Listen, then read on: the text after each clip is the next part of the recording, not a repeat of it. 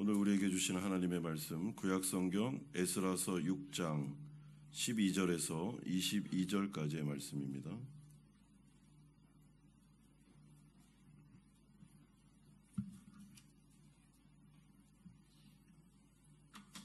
에스라서 6장 12절에서 22절까지의 말씀 우리 한 절씩 교독합니다. 13절에서 22절까지 보겠습니다. 13절입니다. 다리오 왕의 조서가 내림에 유브라데강 건너편 총독 다뜨네와 스달보스네와 그들의 동관들이 신속히 준행하니라.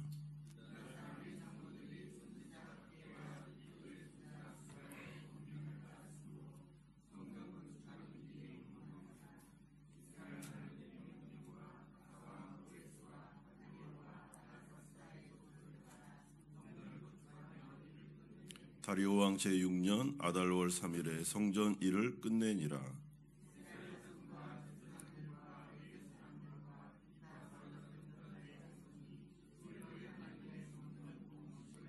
하나님의 성전 봉헌식을 행할 때에 수소 100마리와 순양 200마리와 어린 양 400마리를 드리고 또 이스라엘 지파의 수를 따라 순염소 12마리로 이스라엘 전체를 위하여 속죄제를 드리고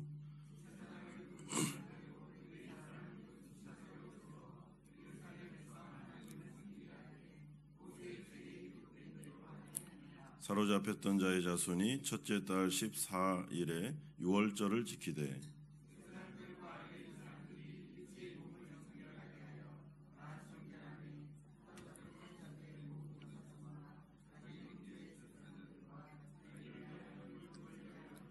사로잡혔다가 돌아온 이스라엘 자손과 자기 땅에 사는 이방 사람의 더러운 것으로부터 스스로를 구별한 모든 이스라엘 사람들에게 속하여 이스라엘의 하나님 여호와를 찾는 자들이 다 먹고 즐거움으로 이레 동안 무교절을 지켰으니 이는 여호와께서 그들을 즐겁게 하시고 또 아스루 왕의 마음을 그들에게로 돌려 이스라엘의 하나님이신 하나님의 성전 건축하는 손을 힘있게 하도록 하셨음이었더라. 아멘. 우리가 지금 계속해서 살펴보고 있는 이 수룹바벨을 중심으로 귀환한 공동체가 재건한 성전을 수룹바벨 성전이라고 부릅니다. 수룹바벨 성전은 무너진 솔로몬 성전 터 위에 세워졌기 때문에 제2의 성전이라고도 부릅니다. 수룹바벨 성전의 규모와 형태는 구체적으로 알려진 바가 없지만 솔로몬 성전에 비하면 초라했던 것이 분명합니다. 하지만 수룹바벨 성전은 신학적으로 영적으로 굉장히 중요한 의미를 갖는데 그 이유는 제2의 성전 시대가 열릴 뿐만 아니라 참된 성전이신 예수 그리스도의 초림을 준비하는 징검다리 역할을 한다는 점에서 매우 중요한 가치가 있습니다. 사실 바벨론 포로에서 돌아온 이스라엘 백성들이 이러한 미래의 거시적인 시각을 가지고 성전을 재건한 것은 아닙니다. 그러나 이들은 현재에 충실했을 때 하나님이 미래에 일하시도록 초석을 마련해 드리는 놀라운 일들을 감당하게 되는 것이고 그 핵심에 신실한 일꾼들이 있었습니다. 그러므로 우리가 하나님의 일을 할 때 사실 우리가 미래를 내다보며 일하는 것은 아닙니다. 현재 충실하게 하나님의 사역을 할 뿐이죠. 그러나 그 하나님의 사역 위에 하나님께서는 미래를 여시고 하나님께서 하실 일들을 기초를 마련하는 일들을 수행하실 때가 많이 있습니다. 오늘 우리가 첫 번째로 살펴볼 주제는 드디어 성전이 완성되어 봉헌하는 예식이 거행되는 모습이 13절에서 18절에 나타나고 있습니다. 성전 재건 사업이 답보 상태에 빠진 후 하나님은 또다시 역사하기 시작했습니다. 무려 100년 동안 성전 재건, 성벽 재건이 어려움을 겪었습니다. 수많은 어려움과 고난과 난관 속에서 이 성전이 재건될 수 있을까라고 생각했지만 하나님은 이번에 다리오 왕을 사용하여 이 재건 사업을 시작하십니다. 6장 1절에서 3절에 보면 에스라 1장에 소개되었던 고레스의 조서가 발견되고 다리오 왕은 성전 재건을 허락하는 조서를 내리게 되고 이에 따라 강서편의 총독과 관리들이 다리오의 명령을 듣고 신속히 준행하게 됩니다. 하나님은 성전 건축하는 일이 형통할 수 있도록 성실하게 일을 진행시키고 계십니다. 다리오 왕을 움직이신 하나님은 이미 학개와 스가랴 선지자를 통해 하나님의 말씀으로 이스라엘 백성들을 독려하고 깨우치고 계셨던 상태였습니다. 하나님은 양면 작전을 펼치고 계십니다. 다리오 왕의 마음을 움직이시고 그리고 낙심해 있는 그리고 사기가 저하되고 있는 이스라엘 백성들에게 학개와 스가랴라는 귀한 선지자들을 보내셔서 말씀으로 계속 그들의 영혼을 깨우고 계셨던 것이죠. 그래서 유다 사람의 장로들은 하나님의 말씀에 순종하여 성전 제거 사업을 다시 재개하게 되고 그리고 오늘 드디어 마무리 짓게 됩니다.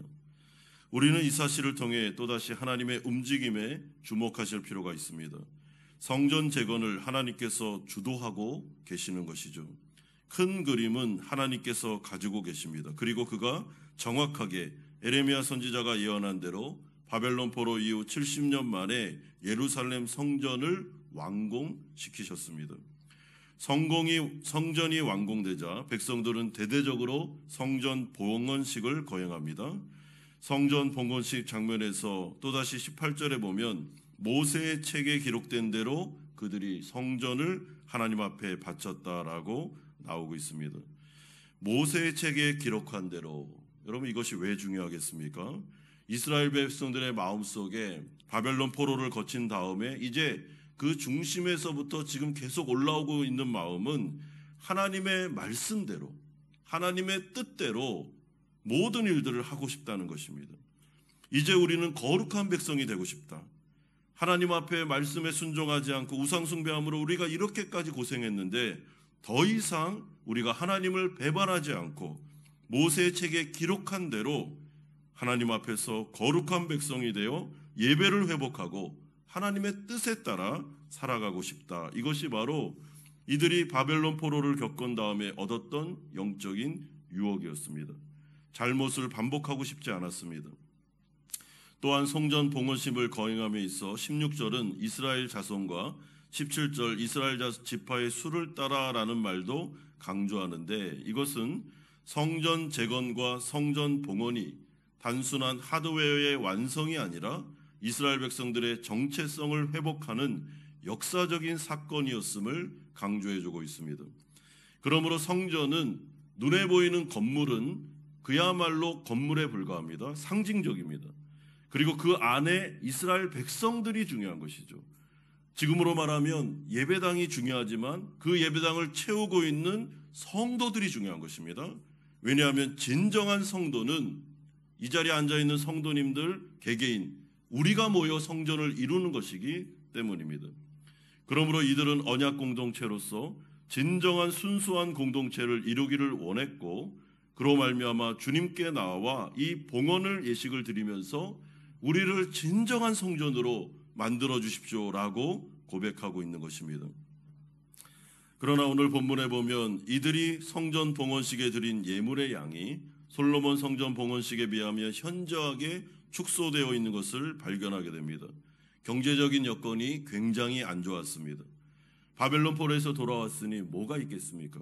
그럼에도 불구하고 그들이 자신들의 상황과 환경 안에 있는 것에 힘을 다해서 최선을 다해서 봉헌식에 예물을 드리고 있으며 하나님은 이 예물을 솔로몬의 성전 봉헌식의 예물과 비교해서 너무나도 작지만 그럼에도 불구하고 동일하게 기쁨으로 받으심으로 하나님께서 놀라운 일을 이제부터 행하시게 됩니다.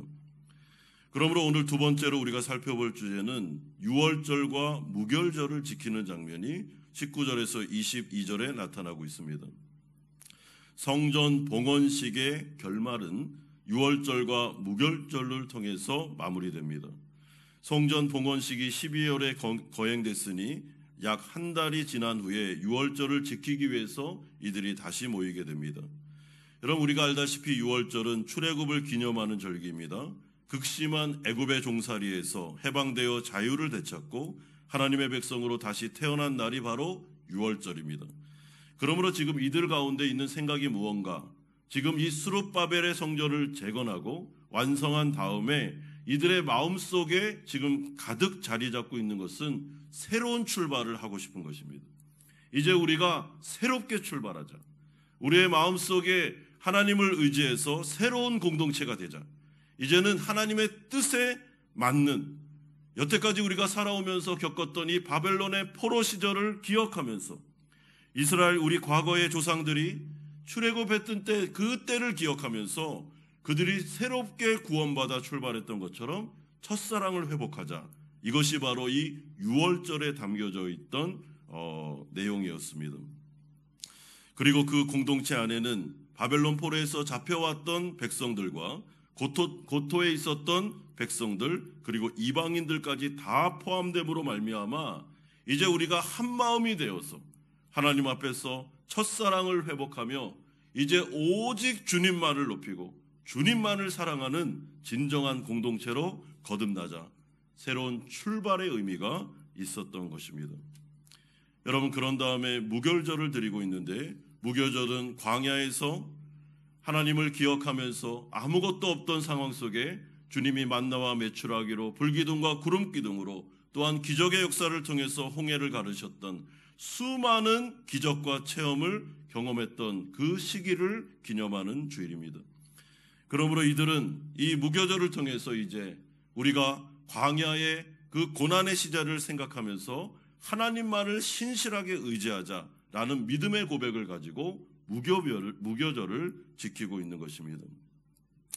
여러분, 그때 어떤 일이 벌어졌습니까? 이들이 성전을 봉헌하고 그리고 그 가운데 무릎 꿇고 유월절과 무교절을 지키고 있는 그 순간에 이스라엘 전체 가운데 하나님께서 임재하심으로 엄청난 기쁨의 역사, 부흥의 역사가 나타나게 됩니다. 22절에 즐거움으로 이래 동안 무교절을 지켰으니 이는 여호와께서 그들을 즐겁게 하시고.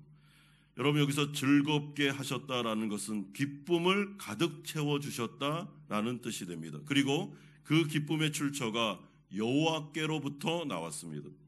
이러한 영적인 기쁨은 사실 성전 재건에 참여한 자들에게만 주어지는 특권이었습니다. 땀과 헌신과 충성을 통해 이 성전 재건 사업을 지도자들로부터 백성들까지 다 함께 정말 그 수많은 어려움 가운데서도 주님을 의지하면서 이 성전을 재건한 모든 자들에게 하나님께서 선물로 주신 특권이 바로 영적인 기쁨, 놀라운 기쁨, 그리고 하나님을 체험한 간증거리가 그들에게 있었던 것입니다. 그러므로 우리가 이 사실을 통해 제가 오늘 좀 주목하고 싶은 것이 이건데, 여러분, 하나님의 일에 동참할 때 또한 교회를 섬길 때 우리의 마음속에 어려움이 있을 때가 한두 번이 아닙니다. 길이 좁게 되기도 하고 낙심이 되기도 하고 내가 굳이 이런 일을 해야 되나? 라는 생각을 하기도 합니다. 우리의 열심과 우리의 땀과 또한 우리의 수고와 때로는 우리의 재물까지도 들여가면서 내가 굳이 이 어려운 일을 감당할 필요가 있어? 라는 생각이 들 때가 있습니다.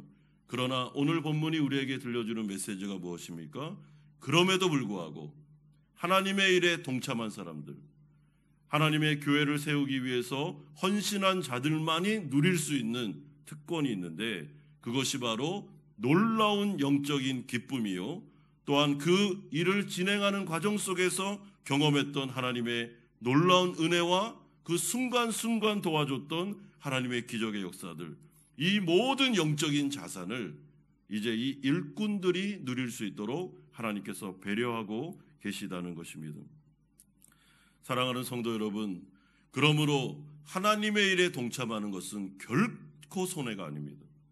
하나님의 일에서 빠져서 좀 몸은 편하고 몸은 어렵지 않을 수 있겠지만, 그러나 그 가운데 하나님께서 하시는 일에 동참하지 못하고 하나님께서 하시는 역사에 동참하지 못할 때 기쁨을 같이 누릴 수가 없는 것이죠. 가나 혼인잔치 가운데 그 혼인잔치에 그 서빙을 받던 그 가운데 있었던 모든 종들이 그 물이 포도주가 되는 역사를 경험하게 됐듯이, 비록 힘들고 어렵다 할지라도 하나님께서 우리에게 하나님의 나라를 섬기고 교회를 섬기게 하실 때는 우리가 순종하는 마음으로 고난과 어려움을 각오하고 동참할 때 여러분, 주어지는 하나님의 놀라운 은혜와 혜택은 영적인 기쁨과 그리고 하나님께서 주시는 놀라운 기적을 체험하는 간증거리들, 이 수많은 은혜를 통해서 우리의 믿음이 강건하게 되는 것입니다. 그러므로 오늘 본문 22절은 다음과 같이 성전 완성의 결론을 내려주고 있습니다. 이는 여호와께서 그들을 즐겁게 하시고 또 아수르 왕의 마음을 그들에게로 돌려 이스라엘의 하나님이신 하나님의 성전 건축하는 손을 힘있게 하도록 하셨음이었더라. 누가 그렇게 하셨습니까? 여호와께서 하셨습니다. 그러므로 하나님이 바로 모든 성전 재건 및 완성의 주인공이십니다. 하나님이 이스라엘 백성 교회의 주인이십니다. 따라서 우리는 하나님께만 영광을 돌려야 되는 것이고, 그래서 성전 봉헌식에서는 하나님께만 영광 돌리는 일이 주어지게 됩니다. 그분만을 찬양하고 그분만을 높이며 하나님께서 모든 것을 하셨다라고 우리가 영광 돌릴 때 힘들었지만 일꾼들에게는 또한 하나님의 기쁨이 나눠지게 되는 것이죠. 그러므로 오늘 마지막 세 번째로 이제 성전이 완성된 다음에 하나님께서는 무엇을 하셨는가? 에스라가 결심하는 내용이 7장 1절에서 10절에 나타나고 있습니다. 수룹바벨 성전이 재건된 다음에 다음 세대로의 신앙이 이제 세대 교체가 이루어져야 되는 시점에서 하나님은 에스라를 등장시키십니다. 여러분, 에스라가 어떻게 준비됐는지 과정은 나오지 않지만 하나님은 느헤미야를 준비시키셨고 또한 에스라도 준비시키셨습니다. 여러분, 느헤미야라는 이 정치가 행정가를 통해서 이 성전 재건이 일어나죠. 하드웨어가 준비됩니다. 에스라가 누굽니까? 에스라는 학사, 말씀에 정통한 모세의 율법 그리고 성경에 정통한 설교자였습니다. 목회자였습니다. 그러므로 하드웨어를 준비시킨 하나님께서는 이제 그 하드웨어에 하나님의 말씀을 채우고 성령을 채우고 놀라운 은혜를 채우기 위해서 에스라를 등장시키시는데, 에스라가 이 가운데 하나님의 일을 하기 위해서 하나님의 말씀에 따라 그가 결심하는 내용이 나타나고 있습니다. 여러분 7장 10절에 우리 읽지는 않았지만 제가 읽어드리겠습니다. 에스라가 여호와의 율법을 연구하여 준행하며 율례와 규례를 이스라엘에게 가르치기로 결심하였더라. 여러분, 여기서 여호와의 율법이라는 것은 성경 전체를 말합니다. 지금으로 말하면 연구했다는 것은 세심하게 주의하고 설교문을 작성하여 성도들에게, 백성들에게 훈련시켜 가르치기를 결심했다라는 말입니다. 여기서 결심했다라는 말은 반드시 이 일은 한다. 이것이 바로 하나님께서 나를 부른 사명이다라는 생각을 가지고 여기에 헌신했다는 뜻입니다. 이제 하나님께서는 이스라엘 백성 가운데 진정한 부흥의 역사를 이루기를 원하고 계십니다. 하나님께서 기름 부었고 계십니다. 그 가운데 두 명의 지도자가 나타나는데 느헤미야와 누굽니까? 에스라입니다.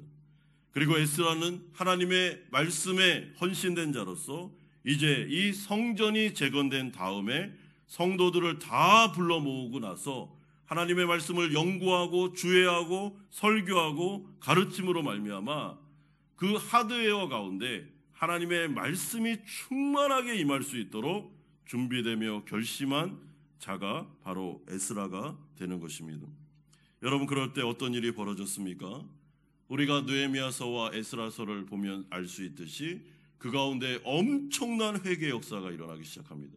하나님의 말씀을 듣는 순간 하나님의 백성들이 무릎 꿇고 자신들이 우상 숭배했으며 하나님을 멀리했으며 그래서 바벨론 포로로 잡혀갔다는 사실, 하나님의 율법에 우리가 적합하게 살지 않았다는 사실을 깨닫게 되고 엄청나게 눈물을 흘리면서 회개하는 역사가 일어나게 됩니다. 여러분, 영적인 부흥은 깨달음에서부터 오고 회개에서부터 오는 것입니다. 우리가 뭘 잘못했는지, 우리가 어떤 부분에 있어서 지금 하나님 앞에 죄를 졌는지를 깨닫기 시작하면서 성령이 부어지기 시작하면서 그들 가운데 대대적인 회개 역사가 나타납니다. 그때 지도자들, 에스라를 비롯한 지도자들이 하나님의 백성들을 향해서 뭐라 그럽니까? 울지 말라. 오늘은 하나님의 성일이다. 하나님께서 성령을 부어주고 계시다. 그러므로 우리에게 회개 역사가 나타나는 것은 우리를 힘들게 하거나 우리를 망하게 하려고 하시는 것이 아니라 우리를 회복시키시고 다시 영적으로 재건시키기 위해서 하시는 것이니 울지 말라, 기뻐하라, 다 같이 기뻐하자라고 하면서 그들에게 하늘의 기쁨을 이야기해주고 있습니다. 사랑하는 성도 여러분, 우리 한마음교회가 하나님의 은혜로, 하나님의 역사로 아름다운 예배당을 선물로 받았습니다. 일꾼들이 수많은 노력을 했습니다. 그 가운데 하나님의 은혜가 있었습니다. 그리고 하나님께서 우리 가운데 아름다운 일을 하셨습니다. 이제 하나님께서 두 번째로 하시고 싶은 일이 무엇이겠습니까? 에스라와 같은 말씀 사역자를 통해서 이 예배당을 하나님의 말씀으로 채우시는 것입니다. 그리고 이 가운데 하나님의 놀라운 은혜를 통해서 대대적인 회개의 역사, 우리 안에 드러났던 감춰져 있었던 죄가 다 드러나고 하나님 앞에서 이제는 진정한 거룩한 백성으로, 진정한 예배 공동체로 회복시키고자 하는 마음을 우리 가운데 주시는 것이죠. 성령의 은혜를 주시는 것입니다.